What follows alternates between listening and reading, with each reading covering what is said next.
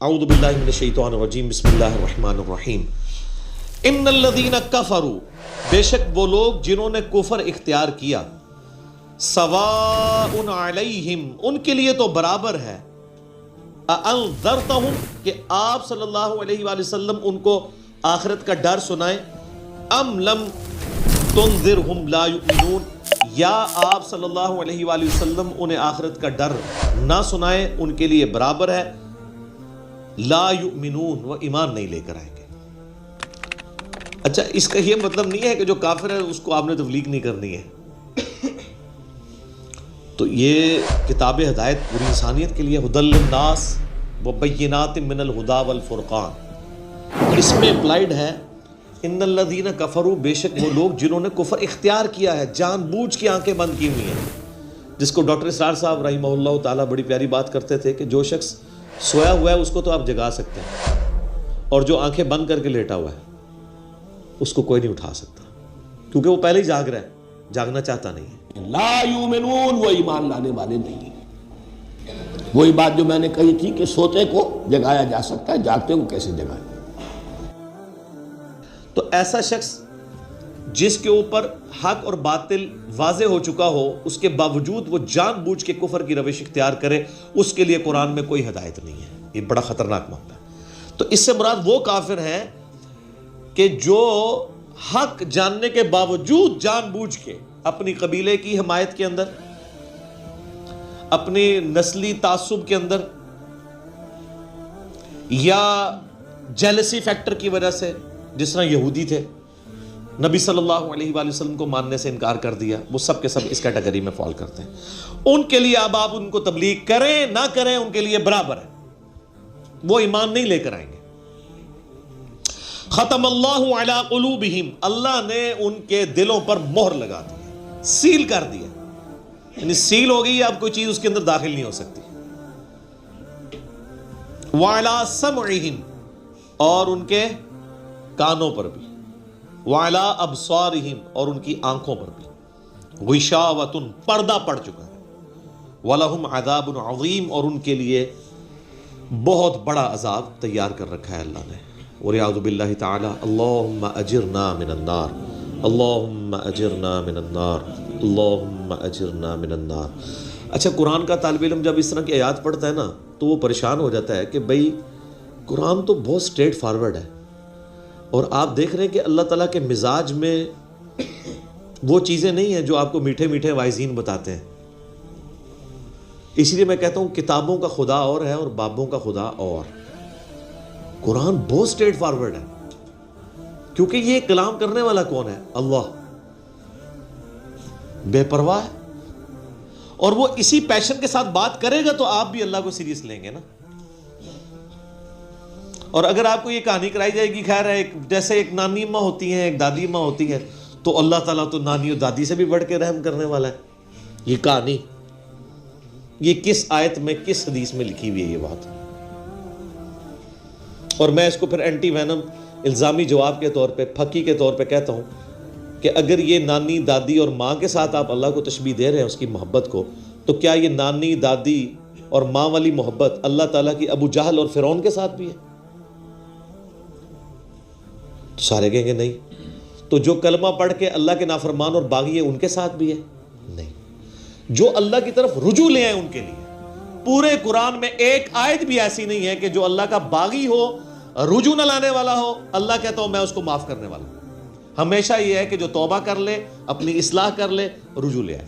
ये दर्जनों आयत हैं, वो वक्त के साथ आएंगी, वरना तो मैं इसी आयत के ऊपर ही पूरा ये लेक्चर खत्म कर दूंगा। फिर आपका वो ये मुसहफ तो पिछला तो 9 साल में खत्म हुआ है, ये 18 साल में भी खत्म नहीं होना।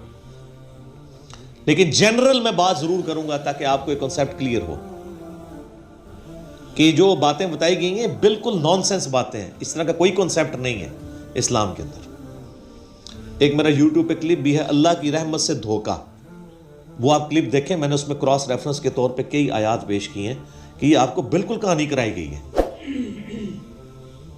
अल्लाह ताला अपने मामलात में बहुत सख्त है। अच्छा, इसकी वजह से बाद लोगों के दिमाग में ये भी आ जाता है कि यार अल्लाह ताला देखो मोहर लगा देता है, नाउज़ु बिल्लाह, अल्लाह ताला की अप्रोच बड़ी कोई फनेटिक वाली है, नाउज़ु बिल्लाह। ऐसा नहीं है। ये उन लोगों के लिए है जो जानबूझ के हक से इनाद करते हैं, तो फिर अल्लाह ताला के गजब का कोड़ा उन पे पड़ता है कि यार इनको बात समझ भी आ गई थी, इसके बावजूद इन्होंने ये किया है, अब मैं इनको नहीं छोड़ूंगा, अब इनके अंदर हिदायत दाखिल भी नहीं हो सकेगी। ये बहुत, यानी इसको कहते हैं पॉइंट ऑफ नो रिटर्न। अब इस पे अल्लाह ताला को कोई पूछ नहीं सकता, इसको अल्लाह ने बैन किया। ला युसअलु अम्मा यफ़अल व हुम युसअलून। अल्लाह को कोई नहीं पूछ सकता उसने कोई काम क्यों किया, अल्लाह हर एक को पूछ सकता है। ये अल्लाह को गिला नहीं किया जा सकता। रब है, मालिक है, उसने अपने लिए रूल तय किए कि भाई जब पॉइंट ऑफ नो रिटर्न पे कोई बंदा पहुंचेगा, सच्चाई कबूल करने के बावजूद वो हक से इनाद करेगा, उसको नजर आ जाएगी सच्चाई है, फिर भी वो इनाद कर देगा, फिर मैं मोहर लगा दूंगा। आओ, फिर वक्त का पैगंबर भी उसको हिदायत नहीं दे सकता। इन्नका ला तहदी मन अहबब्ता वलाकिन अल्लाह यहदी मन यशा। ऐ नबी, जिससे तुम मोहब्बत करते हो तुम भी उसे हिदायत नहीं दे सकते, अल्लाह जिसे चाहता है हिदायत देता है। हिदायत किसको देता है? वल्लदीना जाहदू फीना लनहदियन्नहुम सुबुलना। जो लोग हमारी राह में कोशिश करेंगे उनके लिए हम अपनी राहें खोलेंगे। इस कायनात की सबसे एलीट चीज ईमान है, जिसके ऊपर हमेशा की कामयाबियों और नाकामियों का फैसला होने वाला है। तो आप क्या समझते हैं कि आपको ये राह चलते फुटपाथ पे गिरी पड़ी मिल जाएगी? इसके लिए कोई एफर्ट पुट नहीं करनी पड़ेगी। और दुनिया में जिस चीज की मनफियत चंद सालों के लिए हो, वो भी इतनी एफर्ट पुट करने के बाद मिलती है। और जिससे हमेशा की कामयाबियां आपका मुकद्दर होने वाली हैं, आप समझते हैं कि वो आपको चुंगेजी लग जाएगी, मुफ्त में ही मिल जाएगी? नहीं, नॉट एट ऑल।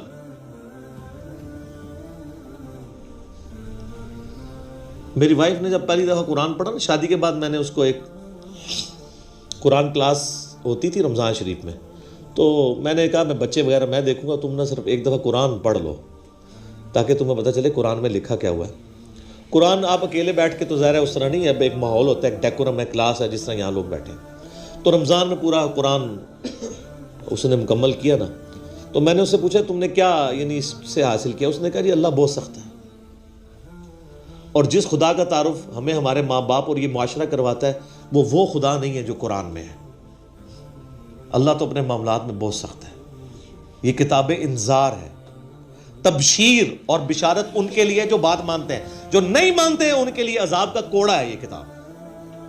क्योंकि अल्लाह है ना, ये कायनात उसने इसलिए बनाई है कि आप जानवरों की तरह खाएं पिएं, औलाद पैदा करें और मर जाएं।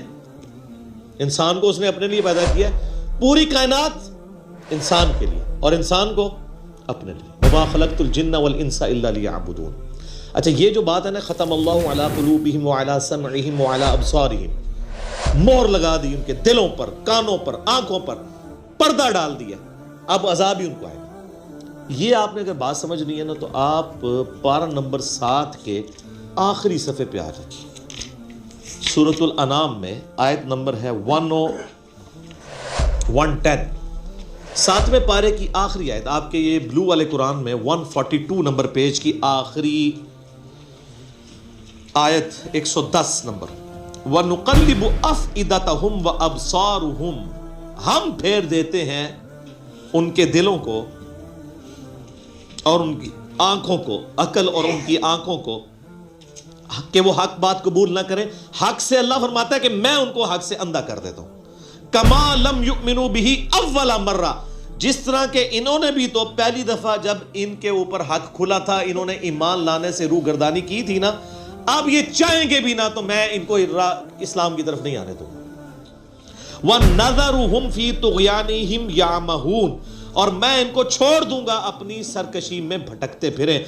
वलौ अन्नना नज़्ज़लना इलैहिमुल मलाइका, और अब अगर फरिश्ते भी इनके सामने नाजिल हों, वकल्लमहुमुल मौता, और मुर्दे कब्रों से निकल के इनके साथ बात करना शुरू कर दें, वहशरना अलैहिम कुल्ल शैइन क़ुबुला, और हर चीज जिनका इनसे वादा किया था इनकी आंखों के सामने आ जाए, क़यामत भी, अजाब भी, सब कुछ भी, मा कानू लियुमिनू, फिर भी ये ईमान नहीं लेके आएंगे। ये है सर किताबों का खुदा। ये नानी अम्मा, दादी अम्मा और मामा नहीं है, ये अल्लाह है। कितनी सख्ती है कि फरिश्ते भी, आप मुझे बताएं किसी से मुर्दा निकल के कब्र से कहे कि मेरी तो फैंटी लग गई है, आपको तो पूरी जिंदगी नींद नहीं आनी है, लेकिन अल्लाह फरमा रहा है फिर भी ये मान नहीं लेके आएंगे। कर लो जो कर। ये अल्लाह कह रहा है। आमीन। इल्ला यशा अल्लाह, हाँ अगर अल्लाह ही चाहे जबरदस्ती किसी को इस तरीके से हिदायत दे तो वो अलग बात है। वलाकिन अक्सरहुम यजहलून, लेकिन अक्सर लोग जहालत का शिकार हैं। वो अपनी विशफुल थिंकिंग्स के अंदर, अमानी यूहुम जिन्हें कहा गया, वो उनमें फिर रहे, फिरते रहे। अल्लाह ताला अपने मामलात में बहुत सख्त है मेरे भाइयों, अल्लाह को सीरियस लेने की ज़रूरत है। ज़ाहिर है इस कायनात की एक ही हकीकत है, वो अल्लाह है। अगर उसको कोई सीरियस नहीं लेता तो अल्लाह ताला के लिए क्या है? वो तो अपने नबी से 3 दफ़ा कुरान में कहलवा रहा है, कुल इन्नी अखाफु इन असैतु रब्बी अज़ाब यौमिन अज़ीम। ए नबी तुम फरमा दो कि बिलफर्ज अगर मैं भी अपने रब की नाफरमानी करूं तो मुझे खुद इस बात का डर लगा है कि बड़े दिन का अजाब मुझे भी आ पकड़ेगा। जी सूरतुल अनाम, सूरह यूनुस, सूरह अज़्ज़ुमर, 3 सूरतों में ये एक आयत 3 दफा आई है।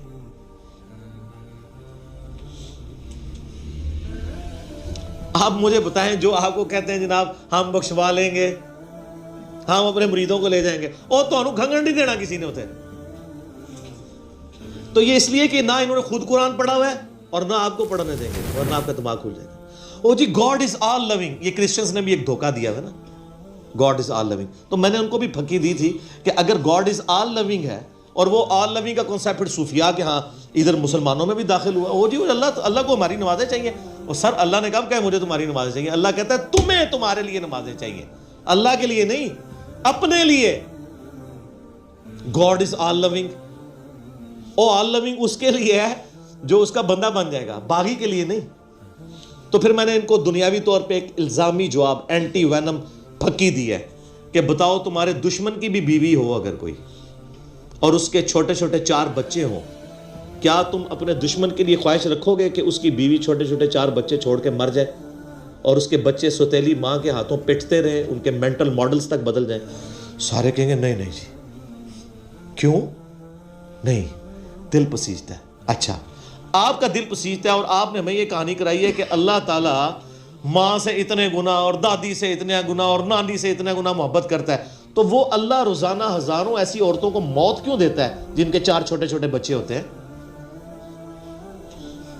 इस पे सारों की जुबानें गुंग हो जाती हैं। अगर वो ऑल लविंग है क्यों मौत देता है? आप तो अपने दुश्मन की बीवी को भी मौत ना दें, वो रोजाना हजारों ऐसी माओं को मौत क्यों देता है जिनके छोटे छोटे बच्चे होते हैं? इसका मतलब है आपने जो एहसास डेवलप किए हुए हैं कि अल्लाह अपने बंदों के साथ ये करता है, वो नहीं है। अल्लाह अपने एहसास का असीर नहीं है, अल्लाह के वो जज्बात नहीं है जो आपके होते हैं, वो बेपरवाह है। हाँ जो उसका हो जाए ना उसके लिए मामला अलग है। वो सही बुखारी में हदीस है कि जिसने मेरे वली के साथ दुश्मनी की मेरा ऐलान जंग है उसके खिलाफ।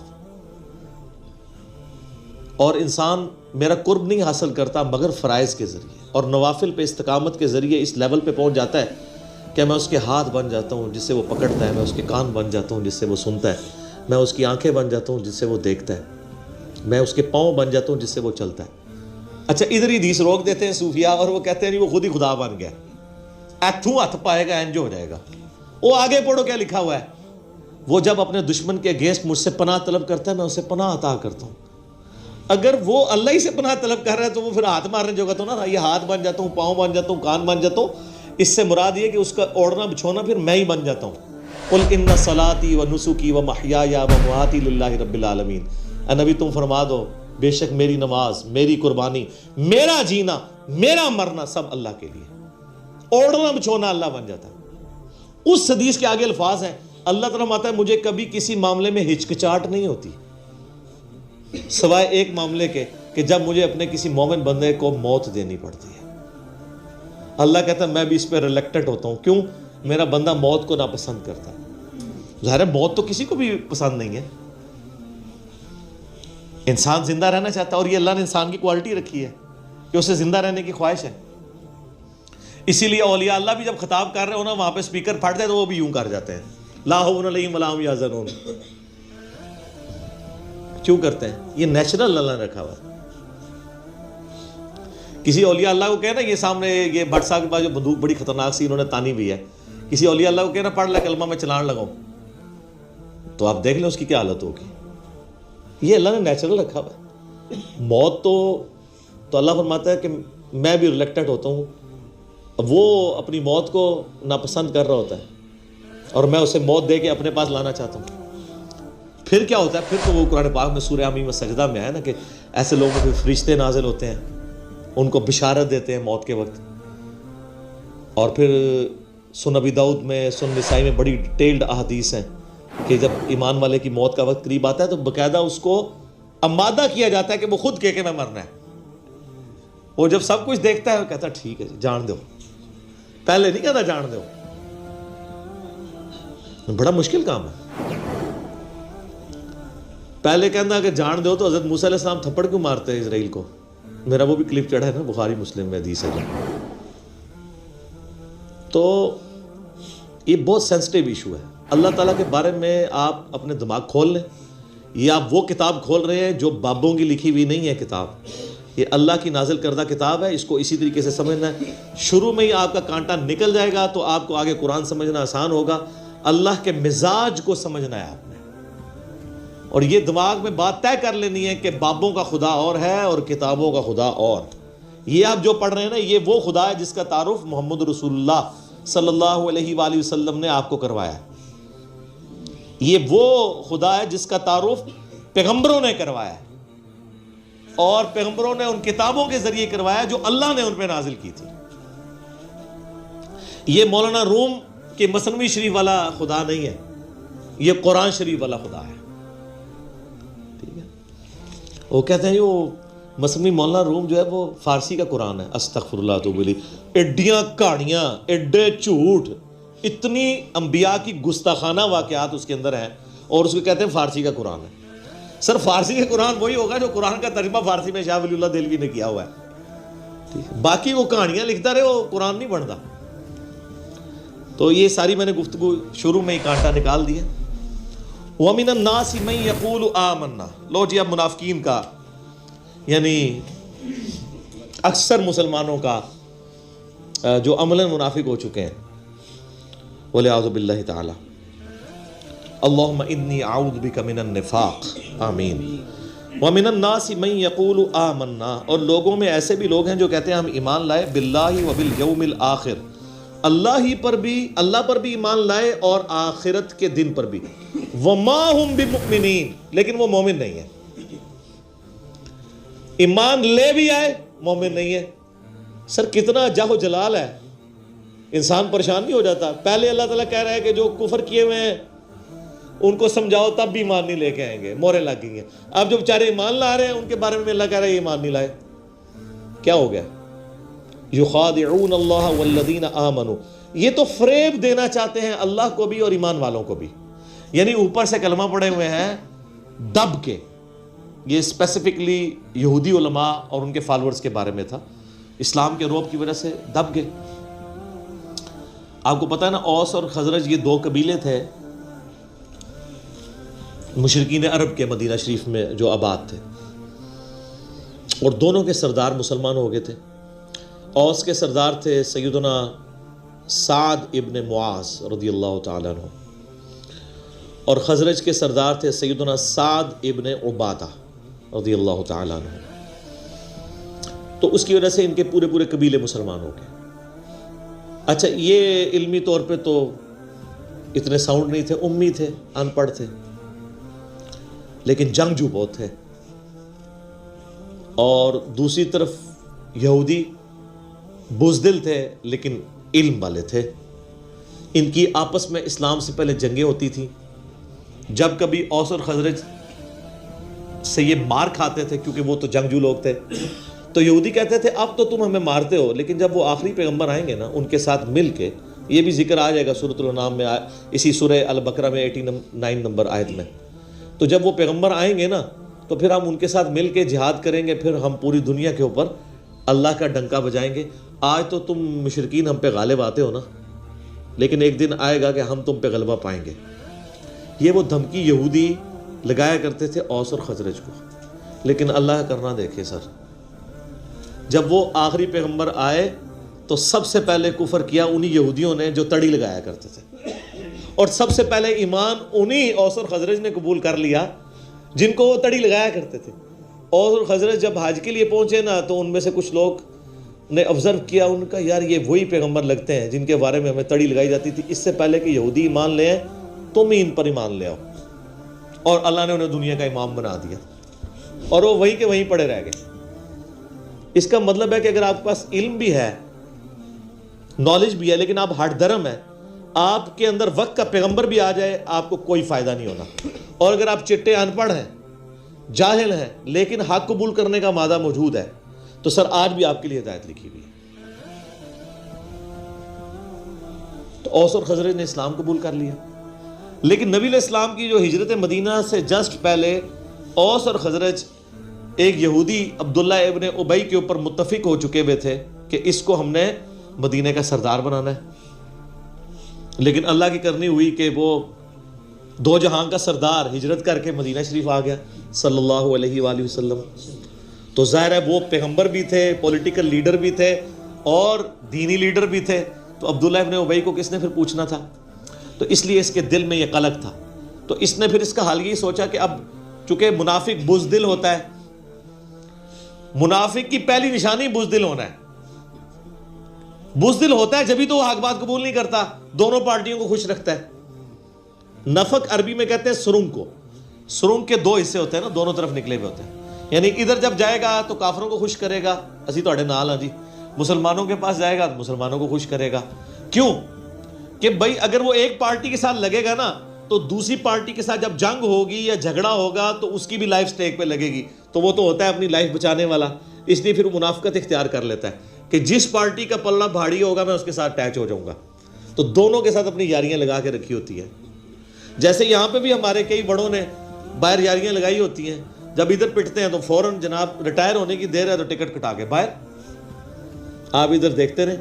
हाँ, जब वो इधर होते हैं तो आप उनकी माशाल्लाह हुब्बुल वतनी के ऊपर तकरीरें सुन लें। उम्मत का जनाब लगता है पूरी पाकिस्तानी कौम का दर्द उनके दिल के अंदर है। बाद में पता नहीं किधर कौम गई, किधर गई कोई चीज़, सब का सब फारुग हो जाता है। तो ये मुनाफिक बुज़दिल होता है। तो अब्दुल्ला इब्न उबई ने ऊपर से कलमा पढ़ लिया। ये नबी इस्लाम की मुबारक जिंदगी का सबसे नटोरियस करैक्टर था, जो शुरू से लेकर आखिर तक आपके लिए एक ज़ेनी जो है वो तकलीफ का बायस बना। ग़ज़वा तबूक के भी बाद ये मरा है, यानी आप इस्लाम की दुनिया से तशरीफ ले जाने से कुछ अर्सा पहले इसको मौत आई है। पूरी जिंदगी ये तकलीफ आपको इसकी वजह से उठानी पड़ी है। वो तो आगे सूरह तौबा आएगी तो फिर इसका जिक्र तो चलेगा। इतना जिक्र तो आप अबू जाहल का, अबू लहब का और अबू सुफियान का, जो बाद में मुसलमान हो गए थे रज़ियल्लाहु ताला अन्हु, उनका नहीं चलेगा जितना अब्दुल्ला इब्न उबई का। तो इसने देखा कि अच्छा यार ये तो अब फिर मैं फंस जाऊंगा, बेहतर यह है कि मैं भी कलमा पढ़ लेता हूँ। और सिर्फ कलमा नहीं पढ़ा, खड़पैंची भी शुरू कर दी। जुम्मे वाले दिन मस्जिद में पहले आ जाना और इधर उधर सफ़े सफ़े सीधी कराना, ये वो जिस तरह होता है ना, कोई लोगों को खड़पैंची का शौक होता है। तो ये काम इसने शुरू किए, लेकिन अंदर से इस्लाम की जड़ें काटी। ऐसा करैक्टर था। तो अल्लाह ने फरमाया कि ये असल में ये चाह रहे हैं कि अल्लाह को धोखा दें। अल्लाह को क्या धोखा देना है? ये ना अल्लाह को धोखा दे सकते हैं ना ईमान वालों को। वमा यखदाऊना इल्ला अनफुसहुम, ये तो अपने आप को धोखा दे रहे हैं। और इससे बड़ा क्या जुल्म हुआ है इनके ऊपर? खुद इन्होंने किया। वमा यशऊरून, इन्हें शऊर भी नहीं है कि ये तो अपने आप को धोखा दे रहे हैं। अपने आप को क्यों दे रहे हैं? आखिरत बर्बाद कर रहे हैं। हमेशा की नाकामियां इनका मुकद्दर होने वाली है। हट धर्मी और जिद की वजह से इन्होंने हक की दावत कबूल नहीं की है। पहले तड़ी लगाते थे, बाद में रह गए। इधर भी इस तरह होता है ना जनाब, आप देख रहे होते हैं ये जब कोई गुस्ताखाना कार्टून फिल्मों का मसला, कोई इस तरह के इशू उठते हैं तो आपको माशाल्लाह जो लोग तोड़ फोड़ करते हुए सड़कों के ऊपर गाड़ियां जलाते हुए नजर आते हैं ना, प्रैक्टिकल उनकी लाइफ ये होती है। उनको पूछे तो उनमें से कई लोग जुम्मे की नमाज भी नहीं पढ़ते होते, क्योंकि ये काम करना बहुत आसान है। और माजरत के साथ मुनाफिकीन फिर भी इनसे बेहतर थे। रख रखाव के लिए नमाजें वो पढ़ते थे। सही मुस्लिम शरीफ में हदीस है, अब्दुल्ला इब्न मसूद कहते हैं कि नबी इस्लाम के मुबारक ज़माने में अगर कोई बीमार आदमी भी होता और दो बंदों के सहारे वो मस्जिद में आके जमात से नमाज पढ़ सकता होता था, तो दो बंदों से घिसटता हुआ मस्जिद में आता था कि उसे मुनाफिक न शुमार कर लिया जाए कि ये नमाज घर पढ़ता है। तो मुनाफिक भी माशाअल्लाह ताला तकबीर उला के साथ नमाज पढ़ा करते थे। तो आप मुझे बताएं, उस ज़माने के मुनाफिकीन और आज के मुनाफिकीन में से प्रैक्टिकली जाहिर के एतबार से कौन से बेहतर मुनाफिक हैं? वो वाले ही। नबी इस्लाम की मुबारक दाढ़ी में बम दिखाया इन खबीसों ने और कार्टून बनाए। कितने मुसलमान नौजवान हैं जिन्होंने तोड़ फोड़ की बजाय कहा कि जी इन्होंने दाढ़ी में बम दिखाया, लो जी आज हम दाढ़ी की नियत करते हैं, नाल ठोस। तो ये सारी जज्बाती डॉक्ट्रिन है। हक बात के ऊपर चलना ये बहुत मुश्किल है।